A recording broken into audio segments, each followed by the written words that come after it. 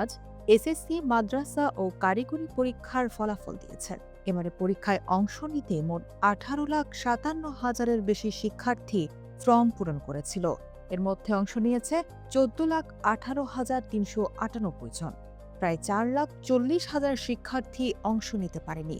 কিন্তু কেন প্রায় 23% শিক্ষার্থী পরীক্ষায় অংশ নিল না, সেই কথাটি কি আমরা ভেবেছি কখনো? সবচেয়ে গুরুত্বপূর্ণ যে প্রশ্নটি উঠছে সেটি হলো শুধু পরীক্ষায় অনুপস্থিতিই নয়, এর চেয়ে বড় প্রশ্ন হলো 10 বছর পড়াশোনা করার পর বাছাই অথবা নির্বাচনী পরীক্ষার ধাপ পেরিয়ে ফর্ম পূরণের পর একজন শিক্ষার্থী কিভাবে এসএসসি পরীক্ষার দরজায় এসে হারিয়ে যাচ্ছে। 2025 সালের অনুপস্থিত শিক্ষার্থীদের উপর ঢাকা শিক্ষা বোর্ডের অনুসন্ধান এবং 2026 সালের পরীক্ষার চিত্র মিলিয়ে কয়েকটি বড় কারণ পাওয়া যাচ্ছে।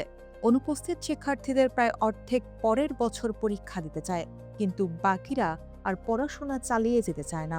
অর্থাৎ এটি কেবল পরীক্ষার দিনে অনুপস্থিতি নয়, এর সঙ্গে মাধ্যমিক পর্যায়ে ঝরে পড়া বাল্যবিবাহ, দারিদ্র্য ও শিশু শ্রমের বড় সংকট জড়িত। বাল্যবিয়ে ঝরে পড়ার সবচেয়ে বড় কারণ।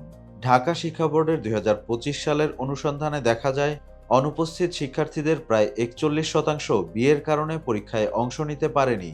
এদের প্রায় 97%ই মেয়ে এবং বিয়ের কারণে অনুপস্থিতির 87% ঘটনাই গ্রাম অঞ্চলের। বিশেষ করে গ্রাম ও প্রান্তিক অঞ্চলে এবং মাদ্রাসা শিক্ষাধারায় নারী শিক্ষার্থীদের ঝরে পড়ার একটি বড় কারণ বাল্যবিয়ে। দশম শ্রেণীতে উঠে ফর্ম পূরণ করলেও পরীক্ষার আগে বিয়ে হয়ে যাওয়ার কারণে অনেক ছাত্রী আর চূড়ান্ত পরীক্ষায় বসতে পারে না। প্রায় 25% অনুপস্থিতির পেছনে অসুস্থতা ছিল।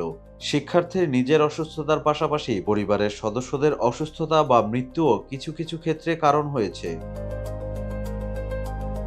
পরীক্ষার জন্য কাঙ্ক্ষিত প্রস্তুতি না থাকা এবং অকৃতকার্য হওয়ার ভয়ে শেষ মুহূর্তে অনেক শিক্ষার্থী স্বপ্রণোদিতভাবে পরীক্ষায় অনুপস্থিত থাকে। প্রায় 12% শিক্ষার্থী ভালো প্রস্তুতি না থাকায় পরীক্ষা দিতে যায়নি।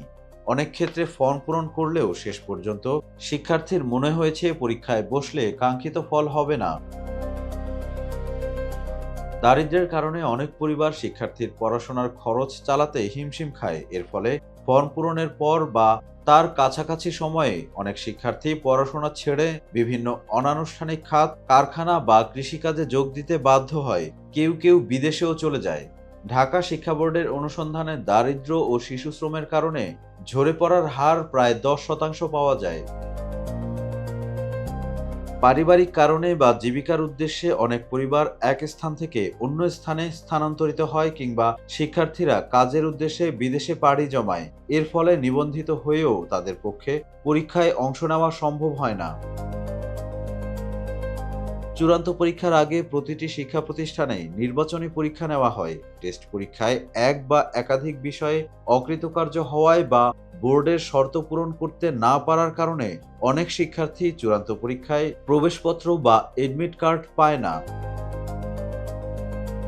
কিছু শিক্ষা প্রতিষ্ঠান পরীক্ষার্থীর সংখ্যা ধরে রাখতে বা বাড়াতে তুলনামূলক দুর্বল ও অনাগ্রহী শিক্ষার্থীদেরও ফর্ম পূরণে উৎসাহিত করে।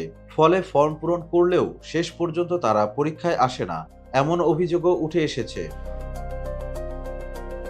পরীক্ষায় অনুপস্থিতির এই চিত্রটি বিশেষ করে মাদ্রাসা ও কারিগরি শিক্ষায় বেশি উদ্বেগজনক।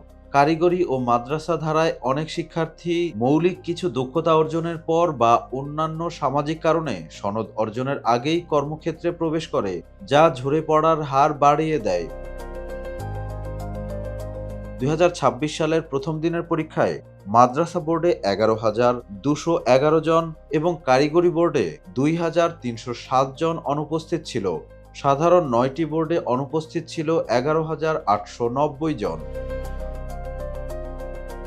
মাদ্রাসা বোর্ডের চেয়ারম্যানও জানিয়েছেন, তাদের ধারণা অনুযায়ী অনুপস্থিতির বড় অংশ মেয়ে এবং বিয়ে হয়ে যাওয়াই একটি গুরুত্বপূর্ণ কারণ। পাশাপাশি দারিদ্র্য ও পরীক্ষার প্রস্তুতির ঘাটতির কথাও তিনি উল্লেখ করেছেন। তবে মাদ্রাসা বোর্ড এই বিষয়ে কোনো পূর্ণাঙ্গ জরিপ করেনি।